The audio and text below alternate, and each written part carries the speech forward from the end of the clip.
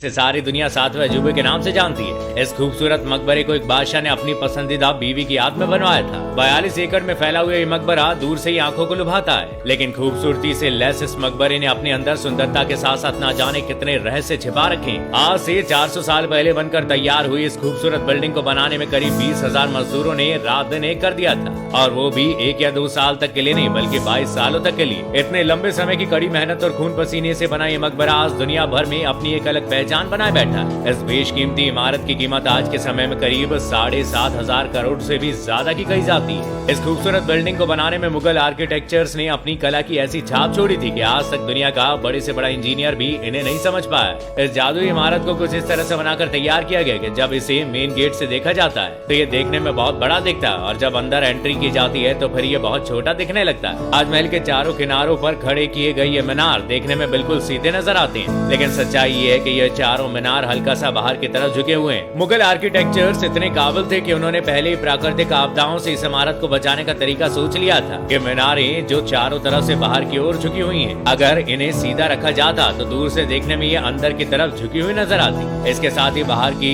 तरफ झुके होने की वजह से अगर कभी भूकंप जैसी समस्या आती तो ये चारों मीनारे बाहर की साइड गिरेंगे और इससे अंदर खड़ी बिल्डिंग को कोई नुकसान नहीं पहुंचेगा। लेकिन इसमें आखिर ऐसा भी क्या था जिसे बनाने वालों ने इसे किसी बेशकीमती हीरे जवाहरात की तरह संभाल कर रखा था, जो इस पर एक खरोच तक बर्दाश्त नहीं कर सकते थे। दरअसल ताजमहल को जिस दौर में बनाया जा रहा था उस समय ना स्टील हुआ करती थी और ना ही कंक्रीट। ये सोचने वाली बात है कि फिर इस भव्य इमारत को किस तरह बनाया गया। ताजमहल की इमारत मोहब्बत की उस दास्तां को बयां करती है जो दुनिया के ज़हन में सालों साल में रमी हुई है। इसकी कहानी शुरू होती है साल 1607 से, जब हिंदुस्तान और पाकिस्तान पर मुगलों का बोलबाला हुआ करता था। यह दिन मुगल साम्राज्य में बहुत खास था। इस दिन आगरा फोर्ट में बहुत चहल पहल थी। पूरे महल को दुल्हन की तरह सजाया गया था। आगरा के इस किले में आज बादशाह के सबसे छोटे बेटे शहाबुद्दीन मोहम्मद खुर्रम का जन्मदिन था। ये बादशाह के सबसे लाडले बेटे थे। हर साल इनके जन्मदिन पर इन्हें हीरे जवाहरातों से तोला जाता था, लेकिन इस बार कुछ और भी हुआ था। राजा ने इनका विवाह अपने दरबार के वकील की बेटी मुमताज महल से करवा दिया था, और यहीं से शुरू होती है शाहजहां और मुमताज की अमर प्रेम कहानी। शाहजहां की 6 बीवियां थी, लेकिन उनकी नजरें सिर्फ मुमताज को खोजा करती थी। वक्त गुजरा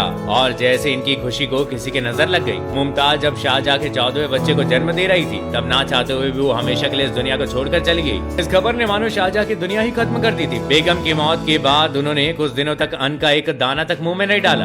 अंधेरे ने इस कदर उन्हें घेर लिया था कि आने वाले 2 सालों तक ना तो उन्होंने कोई राग सुना और ना ही परफ्यूम लगाया। मरते मरते मुमताज बेगम ने शाहजहां के सामने अपनी आखिरी ख्वाहिश रखी कि उनके दुनिया छोड़ जाने के बाद उनका मकबरा दुनिया की सबसे खूबसूरत इमारत में बनवाया जाए, जिसे पूरा करने के लिए बादशाह ने इस ताजमहल का निर्माण करवाया। मुमताज के जाने के 6 महीने बाद से ही इस बिल्डिंग को बनाने का काम शुरू कर दिया गया। इसे बनाने के लिए पूरी सल्तनत से एक से बढ़कर एक कारीगरों को इकट्ठा किया गया। काम शुरू हुआ, लेकिन इस इमारत को बनाने में सबसे बड़ी बाधा अगर कुछ थी तो वो थी यमुना नदी। मुमताज बेगम का मकबरा जिस नदी के किनारे था, वहाँ किसी इमारत को बनाना नामुमकिन सा था। नदी के किनारे की मिट्टी बहुत सॉफ्ट होती है, और ऐसे में अगर यहाँ ताजमहल को बनाया जाता तो इसमें कोई शक नहीं है कि ये नदी का बहाव ताजमहल को नुकसान पहुँचाता। इसे बनाने के लिए सबसे पहले उस जमीन पर बहुत सारे कुएं खोदे गए, जिसके बाद उन कुओं को मिट्टी और पत्थरों से भरा गया और इस पर पत्थरों के ब्लॉक बनाए गए। देखते ही देखते मुगल इंजीनियर्स ने दुनिया की सबसे खूबसूरत बिल्डिंग में शुमार ताजमहल की नींव बना दी थी। ये नींव इतनी ज्यादा मजबूत थी कि मिट्टी चाहे कितनी भी सॉफ्ट क्यों ना हो, वो इमारत को टच से मस नहीं कर सकती थी। इसके बाद शुरुआत होती है एक ऐसी बिल्डिंग को खड़ा करने की कहानी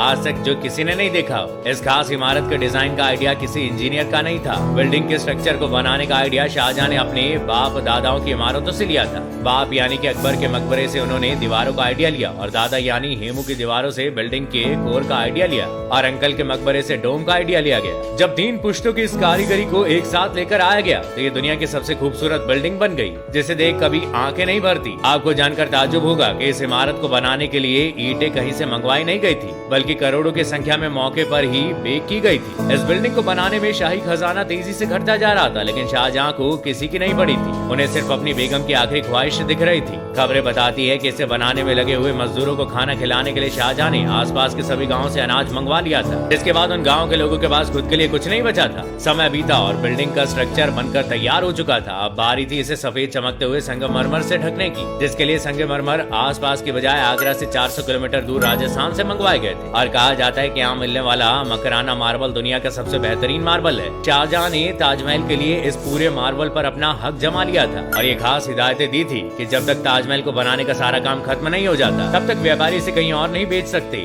1000 हाथियों की हेल्प से इस मार्बल को बड़ी ही सावधानी के साथ राजस्थान से आगरा लाया गया। ताजमहल पर दिखने वाला ये 40 मीटर का डोम इसकी खूबसूरती में 4 चांद लगा देता है। आज इसे बड़ी आसानी से नई तकनीकों और स्टील की मदद से चुटकियों में बना दिया जाता है, लेकिन उस समय इसे बनाने के लिए कारीगरों के पास सिर्फ टुकड़ों के पत्थर पड़े हुए थे। ताजमहल के फिनिशिंग के लिए इसे बायोट्रा, डोरा और परचीन कारी से डिजाइन किया गया, जिसके बाद ये महल बनकर तैयार हो चुका है। ताजमहल के बारे में ये भी कहा जाता है कि ये दिन भर में 4 बार अपने रंग बदल लेता है।